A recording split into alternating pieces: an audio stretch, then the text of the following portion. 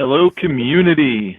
It is great to be back here on DevCentral Connects after a little bit month plus hiatus.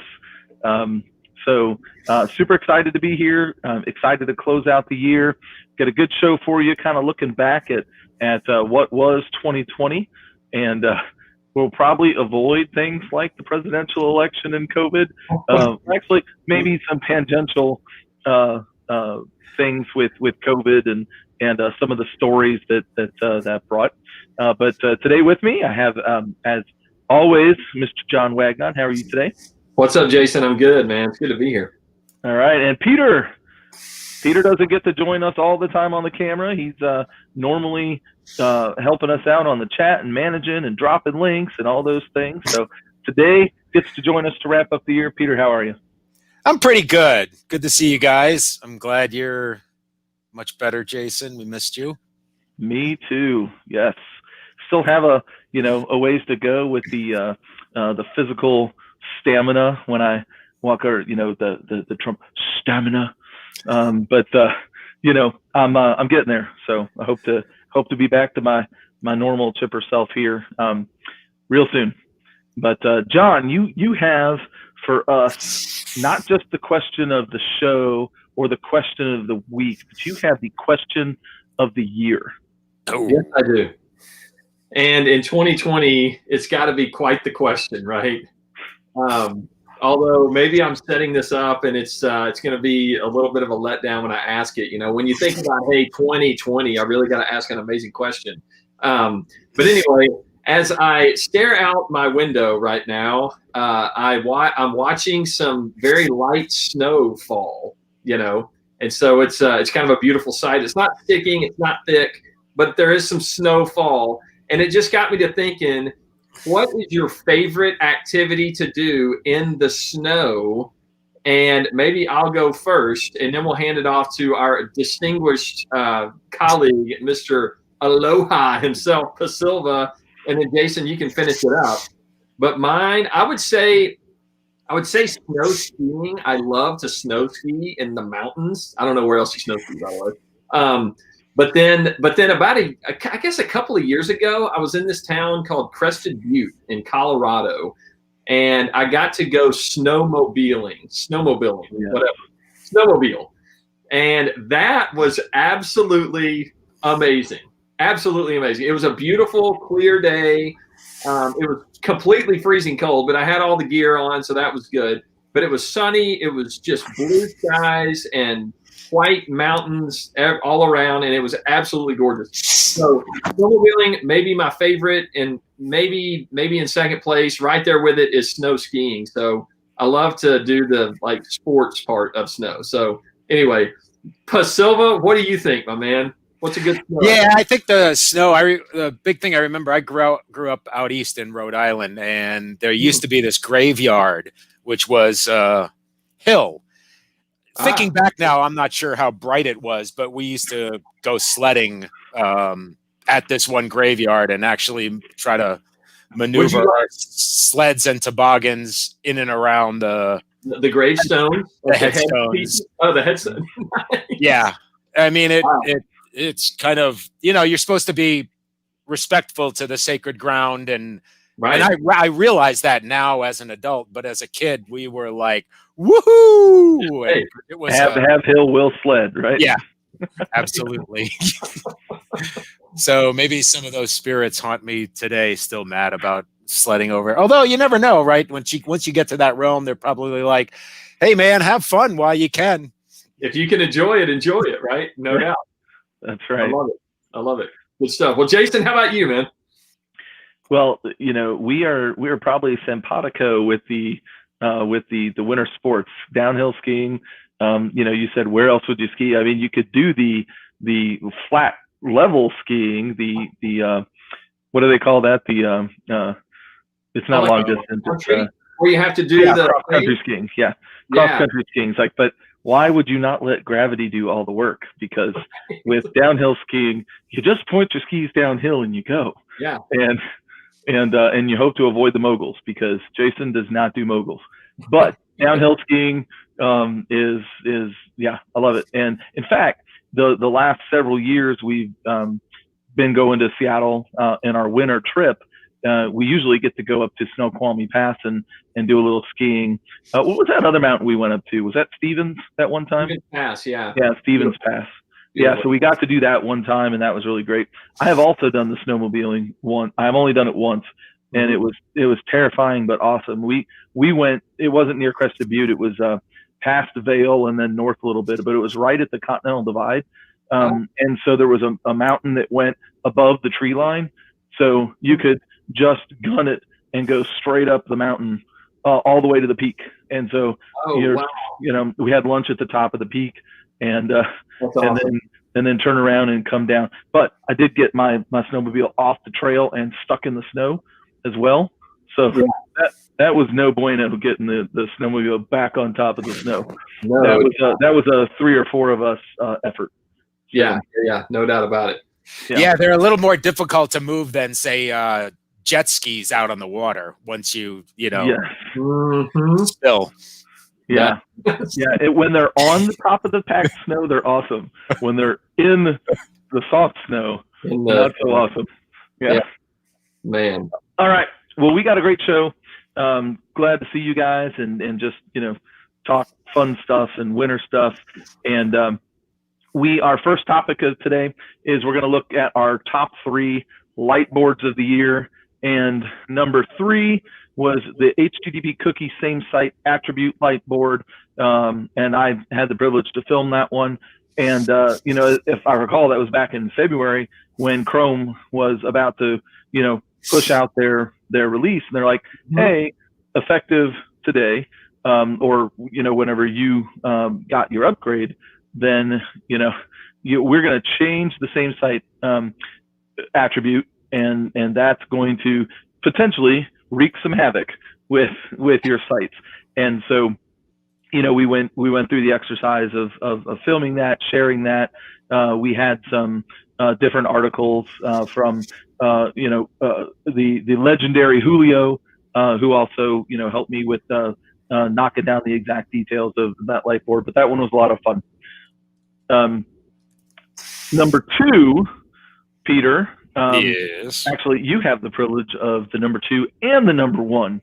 So number 2 was VPN split tunneling benefits and risks. What do you remember about filming that? And really, some of the content that we're going to talk about is all kind of wrapped up in what transpired because of COVID. So that was during COVID, right? When everybody was stuck at home. And organizations might not have had their fully robust VPN solution completely rolled out. And so, as you remember, as the influx, the deluge of employees started connecting to the various organizations' VPNs, they were seeing latency and trouble connecting. And so this notion, in fact, I think even Microsoft, not necessarily initiated it, but talked about with Office 365, rather than sending everything through the tunnel, the VPN tunnel, which can, cause latency and heavy traffic, to let that go out through, just the normal internet connection, which then might help with performance and just connectivity for those that are connected. Now, of course, the other side of the coin of that is there's definitely organizations that have security implementations, inspecting all of that outbound traffic and potentially ensuring that they're going to the proper Office 365 domain, because that was another thing that was kind of happening during the COVID time was these tricky domains sending people to phishing sites to capture their corporate credentials. So yeah, that definitely was. And I think that one came a week or 2 after the number 1 one, which was the RDP, or open RDP ports or something like that, wasn't it? Remote desktop protocol using an SSL VPN. Just what is it and how do you do it and all of that.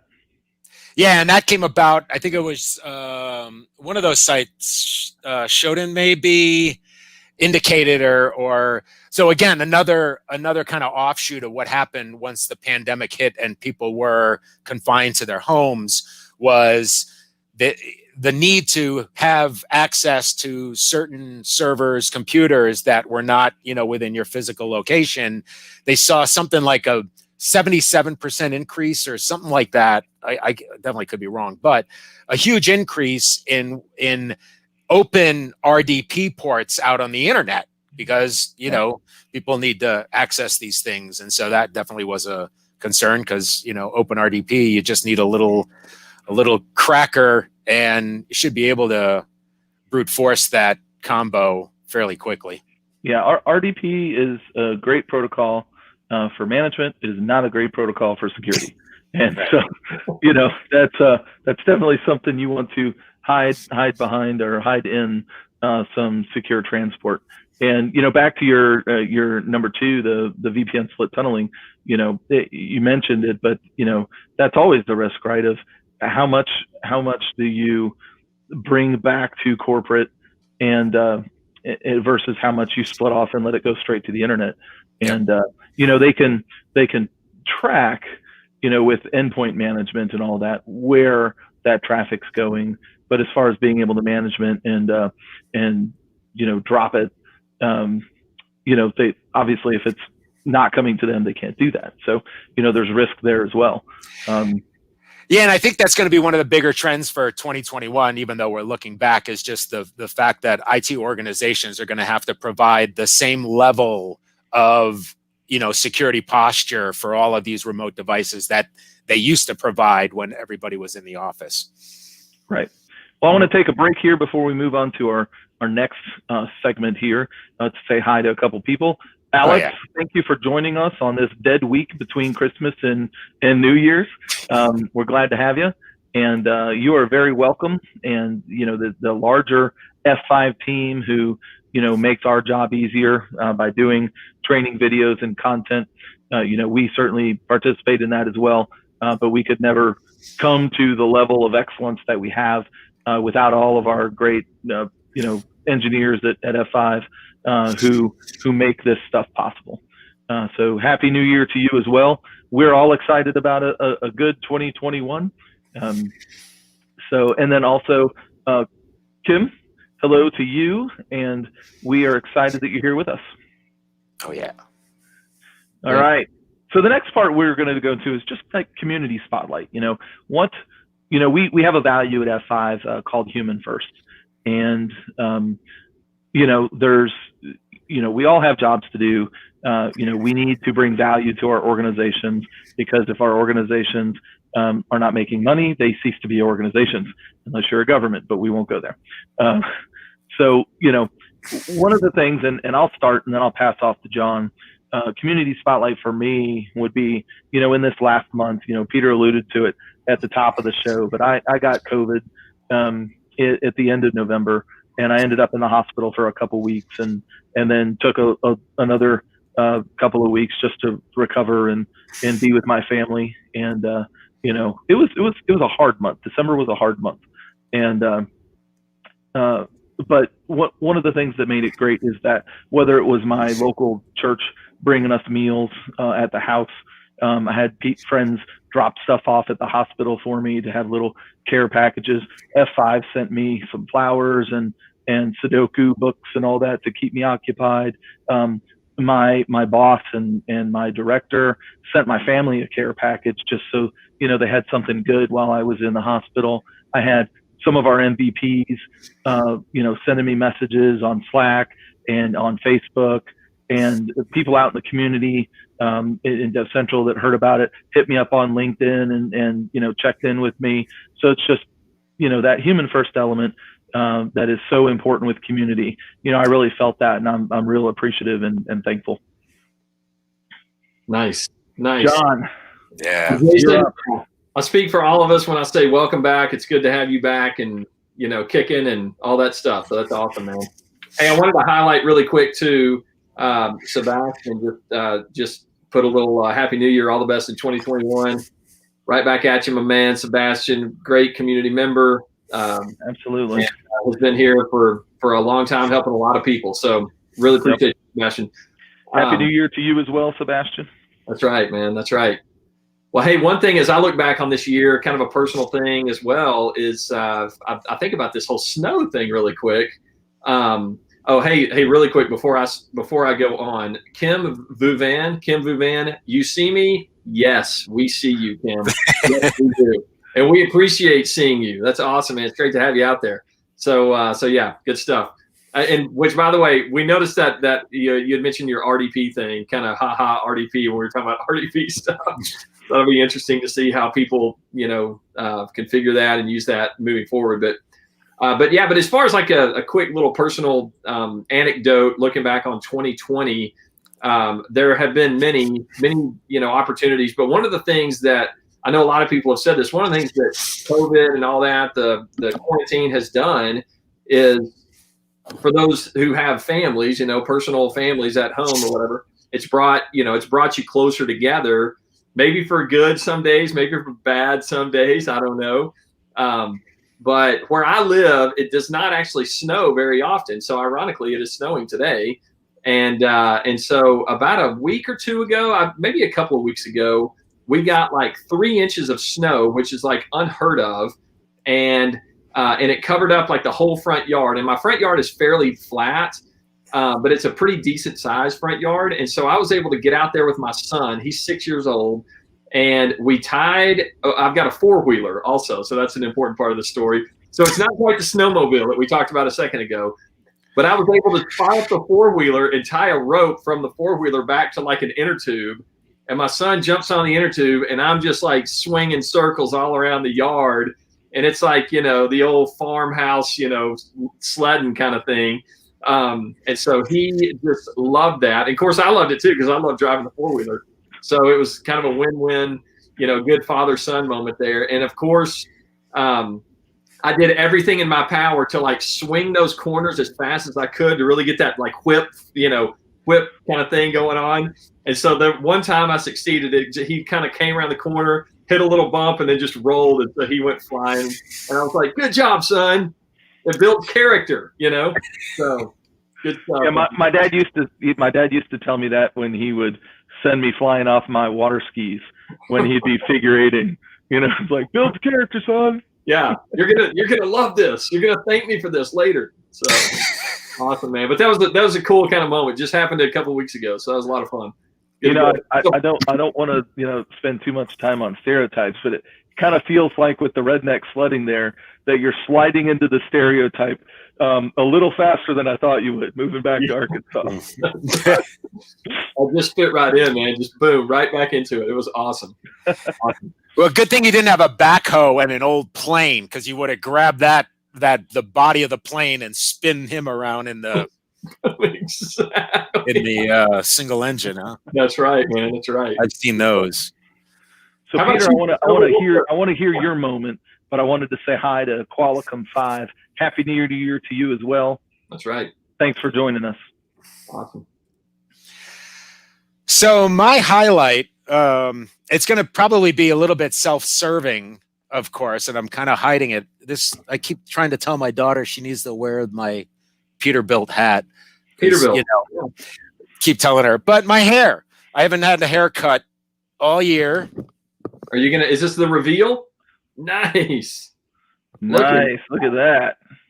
And I was tempted a few times to get it cut. If you guys remember, I'd have it like buzz short. I think 4s and 5s over the course of many years. And lockdown does some things to you. We certainly had, the barbershops and stuff closed all year, and it just got to the point where I was sort of like, hey, I'm just gonna let it grow out. And so now I got the hair I've always wanted as a kid, the 1970s. I've been saying, you guys have heard this, the 1970s Kenny Loggins look, but I've gone through various rock stars. Yesterday was like the Mick Jagger hair I had, and you're kind of pulling off a Eric Clapton vibe, or maybe I don't remember the lead singer of the Grateful Dead, but the great Grateful Dead lead singer vibe there. You could go like Slash, and just pull it around to the front. And I think we've lost like 90% of our artists. Who are those artists they're talking about? It's like Justin Bieber, but a little longer, And my wife likes it. She's like, grow it out. So, might as well. How long are you going to take it, Peter? How far is it going to go? I don't know, maybe shoulders. And then I can, cut it and donate it to. Nice. Locks of Love or something like that. Yeah, do something My like daughters that. have done that. Yeah. Yeah. Super cool. Get back, the whole human first thing. But yeah, that's sort of the thought. The hair. Well, cool. All right. Well, let's move on. We've done our top 3 light boards. We're going to do our top 3 live streams now. And coming in at number 3 was one that happened actually at the beginning of this month. And it was one that we did kind of off schedule. We always do 12:30 Pacific on Thursdays. We had an opportunity with one of our partners, Worldwide Technologies, to do an F5 Terraform lab live, which was kind of cool. So, you gave the option to the audience to, hey, you can actually participate in this lab, register, get signed up.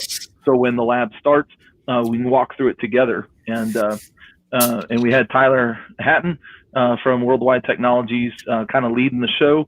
And I was supposed to be on that show, but I was out. So, John and Tyler took care of it all and did a great job. And so that was our number 3. John, what were your highlights from that show? Yeah, well, anytime, I don't know if Tyler's watching right now, but maybe later he'll watch this. Anytime you get to spend with Tyler Hatton, you take it. You absolutely sign up and you just do it. No, but he was great. He led everyone through that lab, Terraform. And at the beginning of that show, one of the really cool things was the lab experience itself, just the fact that the lab platform that Worldwide Technology offers, the fact that exists at all, and it's free, and you can sign up and just say, hey, I need to, we talked about like, I've got a little home lab, a little side computer that I've got virtual machines and VMware and all that stuff kind of fired up on, and it's going crazy, whatever. But if you want to do one thing, you got to set it all up and then test it and do it. And then if you want to do something else, maybe you got to tear it down or spin up new machines or whatever. And Tyler said the same thing. He's like, yeah, I've got my home lab. But he said, hey, I have completely done away with my home lab. He said, because now I just use the Worldwide Technology lab that's out there, and all the machines and servers and all that are already built. And so you can just log into that and use it, and you don't have to set it all up. So what a great environment. So it was cool just to find that out, but then also to show the power of Terraform and, all that. It was a really, really cool show. So, yeah, I second that. Oh, go ahead, Peter, and then I'll follow. I was just going to say, I thought it was also a great combination. It kind of started Sebastian's on. It started with Sebastian's demo, the automation demo we did a number of months ago. He kind of kicked it off, and then we had John Capobianco and his partner's name escapes me right now, but they, from the Parliament of Canada doing a demo of how to automate all this big IP stuff, and then to kind of cap it, icing it off with the WWT stuff, I thought was kind of cool. Yeah, totally. Yeah, and John, I second your opinion of the lab environment. Mm-hmm. It's a pleasant experience, right? The way that they set everything up, it just works, and it's easy. And to Tyler's point, I've actually used it that way. I had to test something for a comment in the forums, and I don't have a lot of those things set up in my own, VMware Fusion, and to set it up would have taken me hours. But there's an environment out there that I can go, and it's set up in literally minutes, and then I can test what I need to test, and then shut it down. And so that lab environment that they've built is incredible. And so we would like to have them back for another show, maybe next quarter to do one of the other labs, and that'll be great. And then so before we move on to number 2, we got a couple comments here from Paul. Tyler is great. Yes, he is. We've also had the opportunity to have him into the studio for a Lightboard as well a while back, talking about OpenShift. And so he's a man of many talents, that's for sure. Yeah. Sebastian, love the WWT or the WWT team. Wow. That's tongue twister. Been using the lab for 2 years now. A great crew there in the U.S. for sure. And then Paul, love the playoff here. Yeah. It's like on the Stanley Cup final forever. Yeah. And then thank you, Paul. I appreciate the words. All right, number 2, remote access with F5 Big IP APM. That was actually one of our very first shows. Was that our first live one, John? I don't know. If it wasn't the first, it was close to it. It was pretty early on. I think it was like the second or third show. Maybe it was So we had a plan for our live streaming, and we were going to pilot several things, and then go back with our creative team and everything. But with COVID, it just provided an opportunity for us to immediately connect with the audience. And then obviously with everybody going home to work from home, that was an opportunity for us to really help everyone out and get in front of it and say, hey, this is the solution. I know you guys are either greenfielding this for the first time or you're having scale problems. So let's get in front of that. And we had our experts from support, experts from product solutions and sales engineers, and we had that super cool human moment with was it Jason and his son? Yeah, his son came on, or he was watching the live stream, and he's like, "Hi, Dad," and so I think that was really cool for Jason as well as his son, and so that was a really cool show because we got so many good experts together to talk about the support of access solutions, the automation possibilities of access solutions, and then some scale issues as well. What do you guys remember from that early show?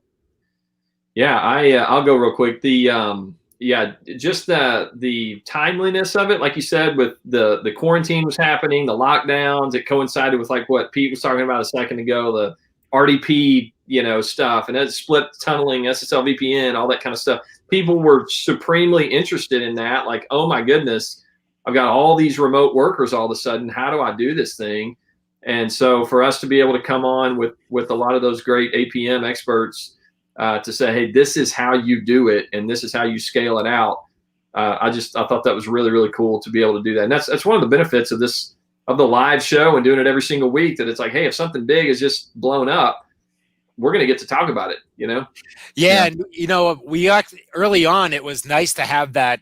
Like, we got a huge audience during that show. And I think all of us were like, holy cow, like, look at how many, and I think it helped us kind of plow forward and continue on with the show. Like, you get that momentum, you get the excitement. You're like, holy cow, people are interested. Let's keep doing this thing, Yeah. Because if we had gotten, like 6 and 6 and 6, and we continued to say, get, 6 or 8 over the course of like 5-6 weeks, we might've been like, well, I don't know if this is working. You know what I mean? So I think it was also a nice spot to hit it. And it kind of showed, a show like this can be quite valuable to the community. Yep. All right. We have another comment. Would appreciate looking at another lab. Okay. Yeah. Well, John and I are going to be planning out the next quarter here shortly. And so we will try to make that happen. Yeah. And I can say quickly on that the robot technology team, Tyler and the others, are very interested in that as well. So I think that will continue to be, it won't be every week, obviously, but on a regular basis, fairly routine, I think we'll be able to make that happen. So look forward to that. Yep, that's great. All right, we're to number 1, drum roll. Security sidebar, discussing the CVE 5902. John, that was a week or two, or longer. That was crazy, man. Yeah, that's good stuff. Good stuff in the sense that we responded well, but yeah, that was again, the benefit of being able to do this live stream every single week is that if something crazy happens, and it's like, hey, you're only a couple of days away from being able to let's live stream it on our normal cadence, or if we need to kick in a couple of off cadence shows, we can, which we did there. So I'm sure if you don't remember, F5 had a bit of a vulnerability that popped up earlier this year.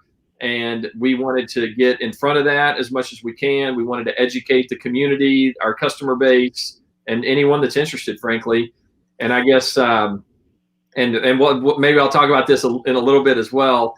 But just the really cool fact that our executive leadership, like we had executive level, vice presidents and that kind of thing on the calls saying, hey, this is our response.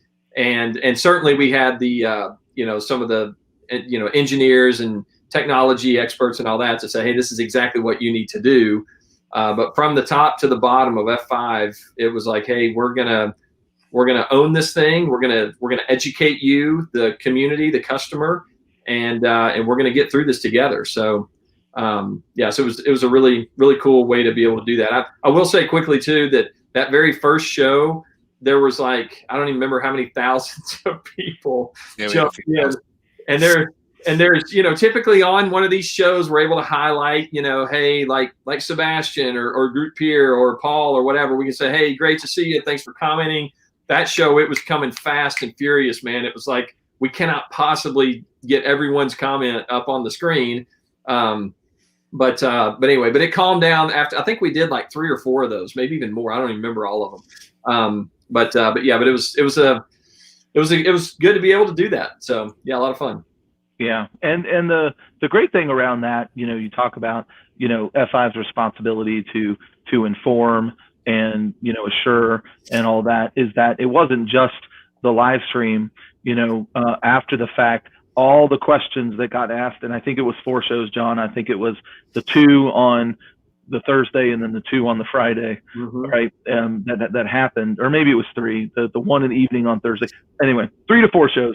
But every single question that got asked on those shows was either deduplicated and answered, or just answered, and that was an article on DevCentral, and there was a 5902 response page linked on all the properties that would point to the same destination, so that everybody could get to the same information and be able to act on it. And so I think that was our response to the issue. Obviously, nobody likes to have vulnerabilities, but they happen, right? But our response to it, I think, was really great, and really served our customer base well. And just all the different mitigations and upgrade paths to consider, and then really point people to this is something you can do, but this is really the right way to do it, and you should do this. Yeah. The researcher earlier today, the researcher who found it, put that as his top bug find of the year. Number two was the, I think, the Citrix one. I don't think Citrix was an RDP, but it was similar to ours, and I can't remember the third one. So we made his list as one of the ones he was most proud of.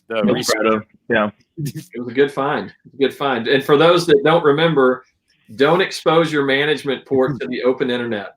It's not a good idea. Your management interface, whether it's the management port or on a data port. Either way, don't expose it to the public. We have an upgrade to the known good version, the new hotfix or whatever. So that's right.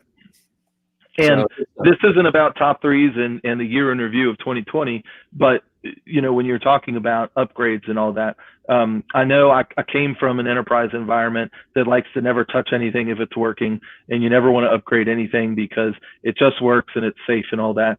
But going forward, there's a good reason.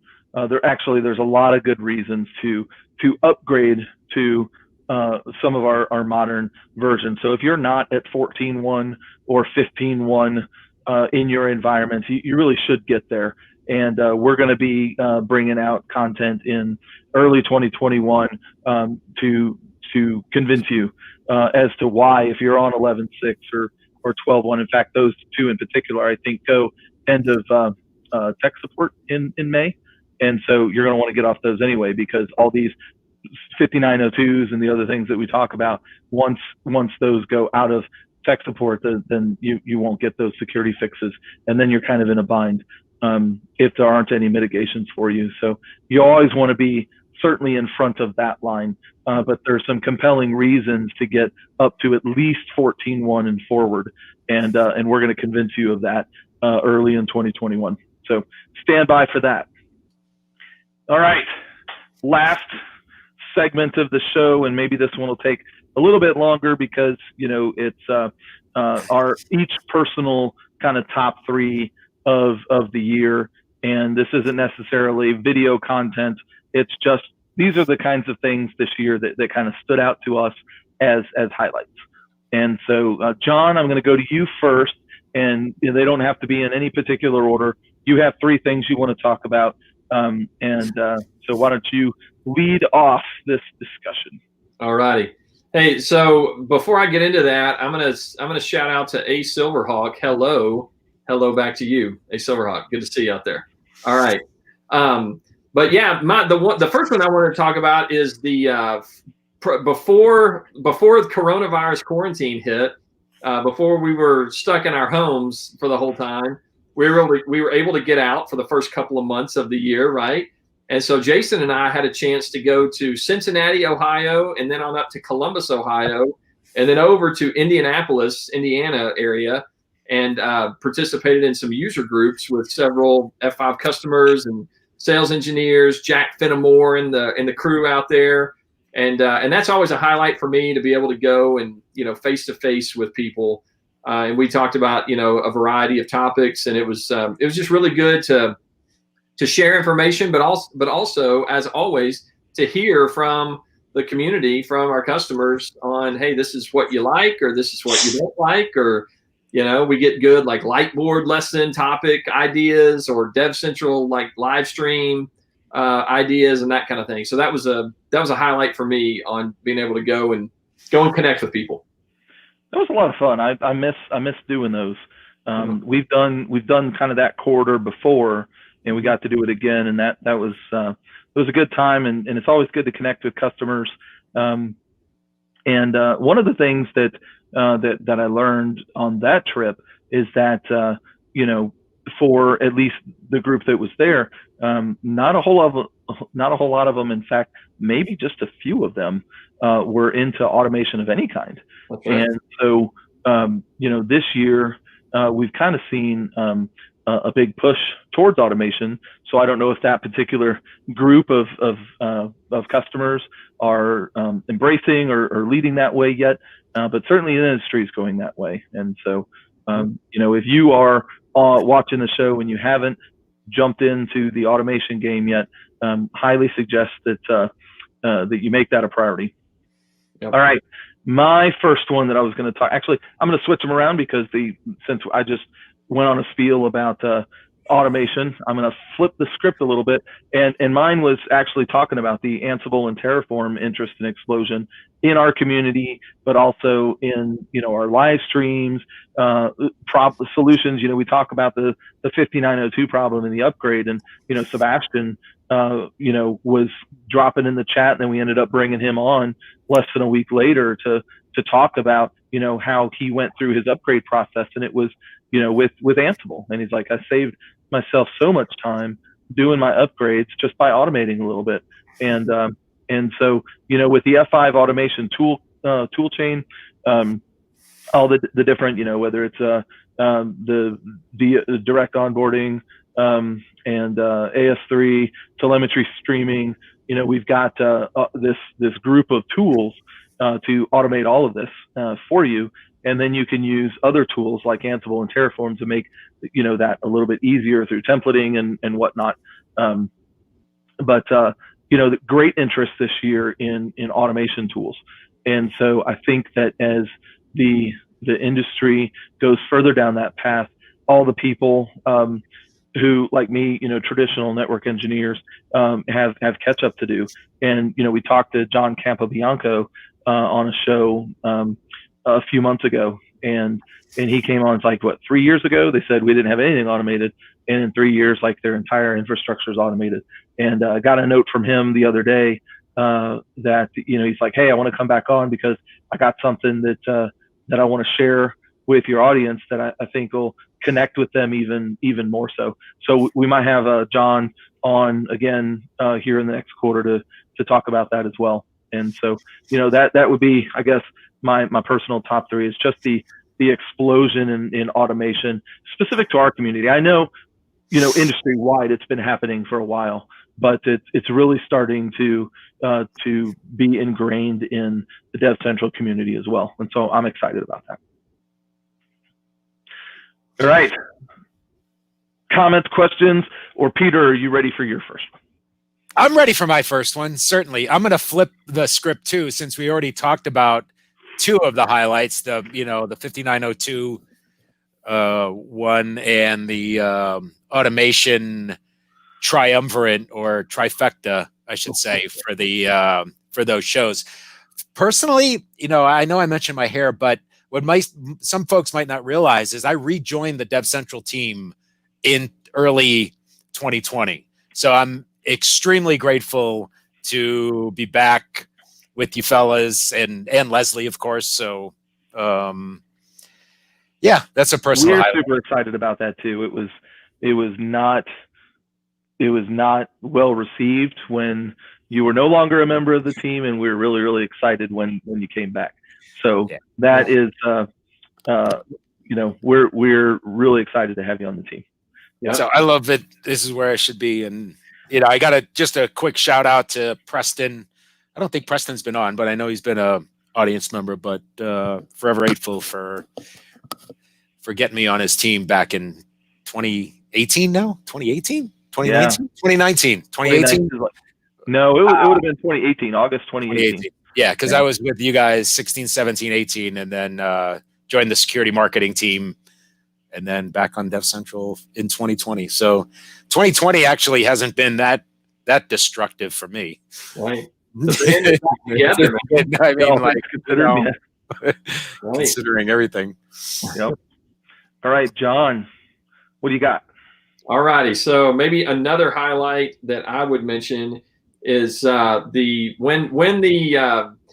coronavirus and all that stuff happened. As we all know, everything got canceled, and we were looking forward to agility. So talking about that whole back in person kind of thing. And we were headed to it was Orlando, if I remember right. It's where we were supposed to be going. Yeah. And we did not get to go. It was kind of it was like right there at the last minute, because it was going to be kind of an earlier in the year agility, like maybe May or something like that. Anyway, it all got canceled, but we still got to do this little live kind of chat. Jason, you and I did, we called it Cup of Joe. Yeah.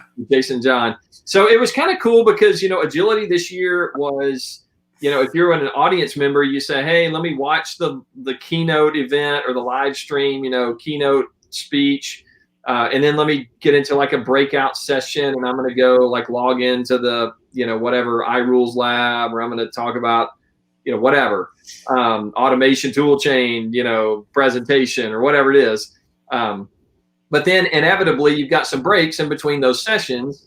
And so we had a chance to sit down for like an hour and basically just say, hey, agility attendees, what did you like about the keynote speech?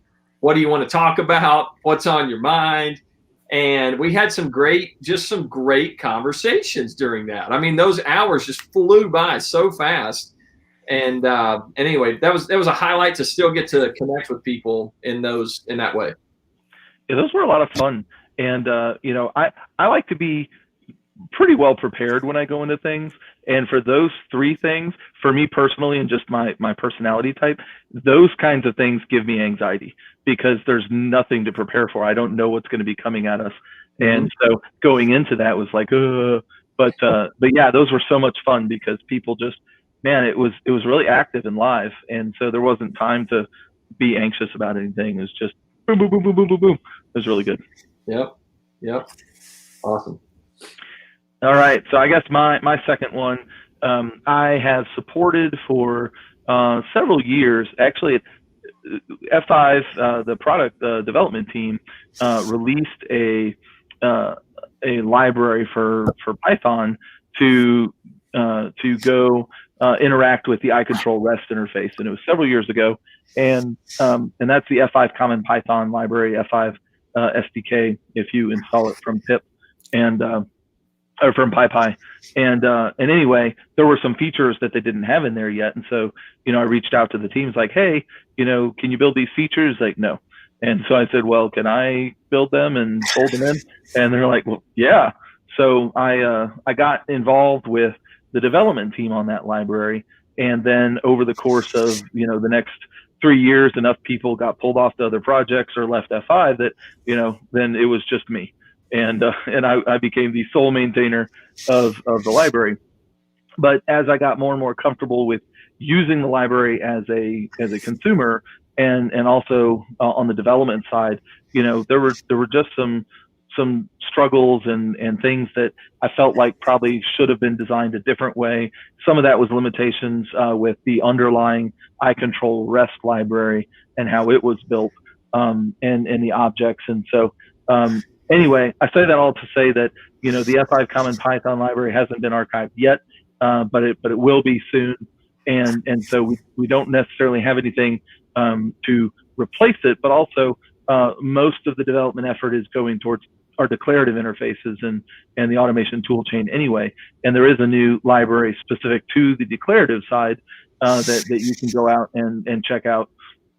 But if you're still doing imperative work with the iControl REST interface, one of our MVPs released a library called BigRest, and it's fundamentally different. You still do the same things with the iControl REST interface, but it demands a little bit more of you to understand what the interfaces are, but it supports all of them because it does that.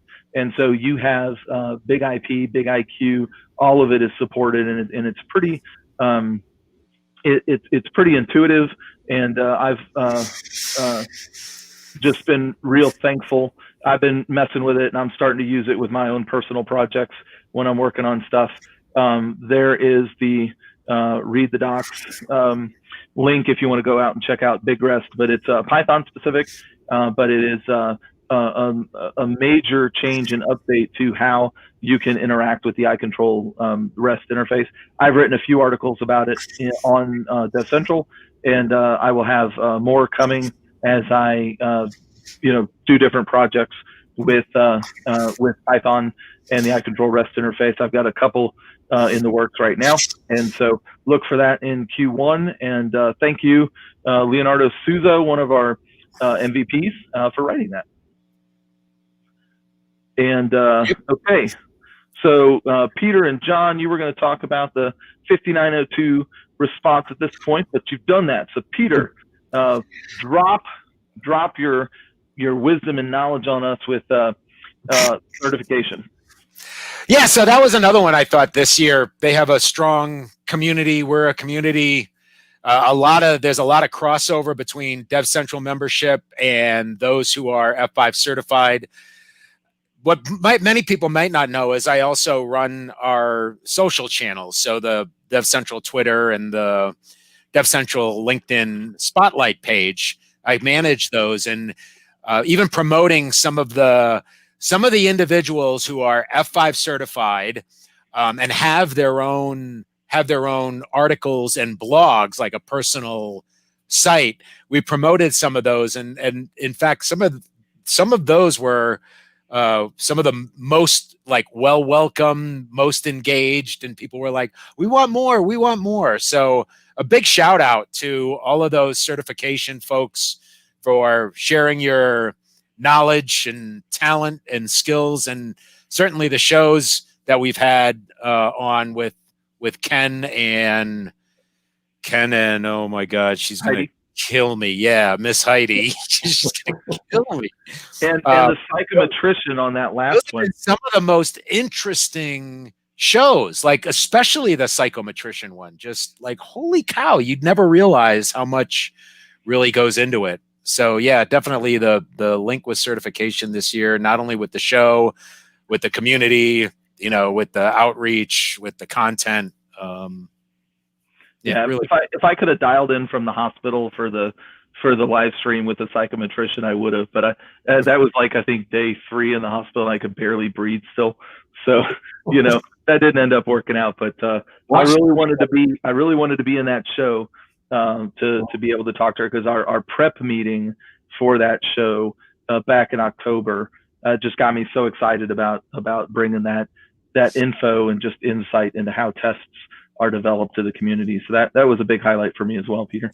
Yeah, great stuff. Super cool. All right.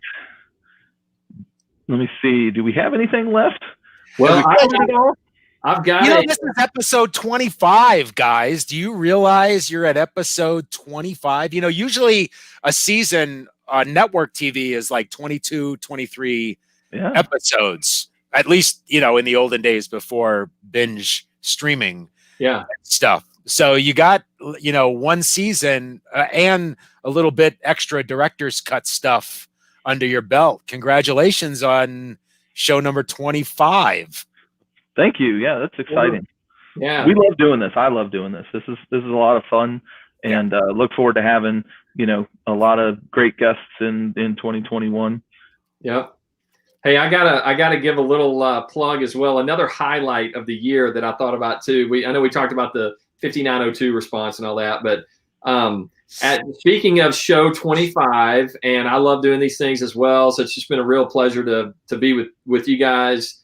And to connect with the community every week. I know we say that, but one of the really cool things that's kind of taken shape on these shows is that while Jason and I are typically, the face on the show every week, Peter's backstage, doing a lot of chat support. But one of the things that I look forward to every single time is Peter Silva's promotional video that you send out there on social media. And it kind of, Pete, you can talk to this a little bit, but if I remember right, maybe it was the very first one or early on, we were like, hey, I don't know if you just decided to sing a song or if that was really ideas, but that's really taken shape. And now every single week is some kind of song, and you've been able to pick a different song that's very related. So I love that, and that's just one of the highlights. So this one, one of the things we always enjoy doing on our team events was doing the karaoke singing or the rock band stuff. And then you guys were due to the pandemic, you were out of the studio, I think for like 3-4 weeks, and this would be the first time you were back in the studio. Yeah, and I think it just came out like right there and then, where it was the boys are back in town. Returning to Studio St. Louis. That's it. That's right. And so what's great about those intros, and Peter, I shared this with you, but I got a neighbor down the street, and our kids went to school for a while together, and he's a great guy, but he's like, he messaged me on LinkedIn, or maybe even he texted me, and he's like, Jason, I have no idea what any of that junk that you guys are talking about, but I watch those promos every week because they're awesome. Yeah, I definitely get you guys. I try to tag you guys on when I post it, but the audience, our community seems to enjoy those. Somebody asked me one day, "Oh, I didn't know you could sing," and I'm like, "Well, I don't know if I'd necessarily call that singing.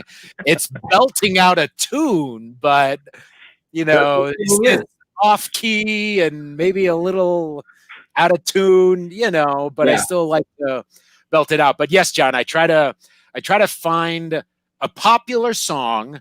With certification, I'll ask them, what's your request? And I think Jason had a request or two. Time. There's Rock Band. Oh, that's that way. Our fearless leader, Tony. If we have things to be thankful for in 2020, going into 2021, Tony, thank you.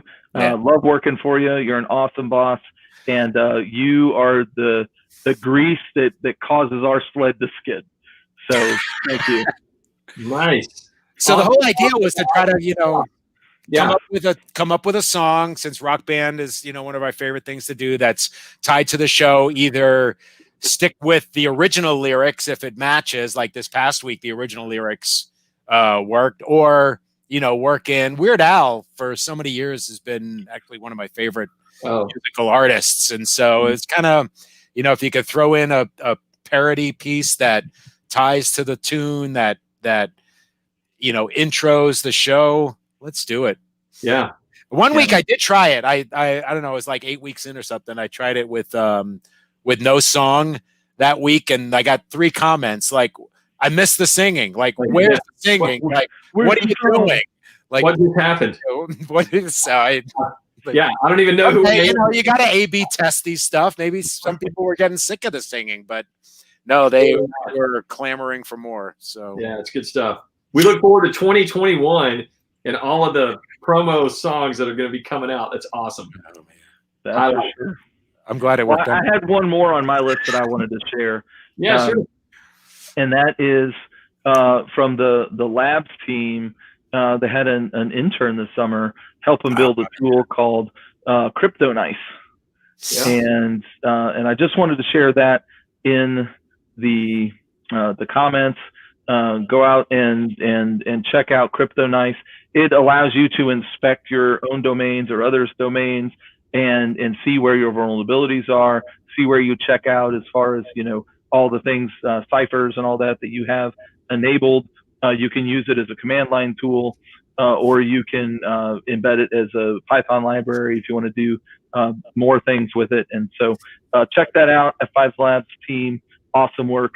And I look forward to seeing what tool you're going to release next summer. No pressure. In fact, yeah, but the labs team has also been on the show numerous times. I mean, their threat research is fantastic. There are community partners here at F5. So, yeah, nice shout out for F5 Labs. Yep. Yeah, they've been on the SOC, CERT team. Yeah, absolutely. So we look forward to, in 2021, reaching out to some of our other teams internally as well, and bringing you perspectives from different sides of the business. And so I really look forward to what DevCentral Connects becomes in 2021. Sure. All right. Well, I think we're wrapped, right? We'll just do a little closing business and get out of here, and you guys can start your New Year's Eve celebrations a little early, right, Tony? And Eve. Right. That's right. And so coming to you next Thursday, I will be kicking off the year with You Want Answers, and then we'll be back on the 14th, John and I, for DevCentral Connects, and we look forward to a great new year, lots of great new content, and thank you everyone for being here, and thank you, John, for carrying the load for the last month while I was out. And Peter, as always, thank you for the way that you support the show in the background. And thanks for coming on today and joining us to wrap the year. Dude, I love doing this show too. So it's all good. All right, community, we love you guys. Thank you for joining us, and we'll see you in the new year. See you then, man. Great to see you.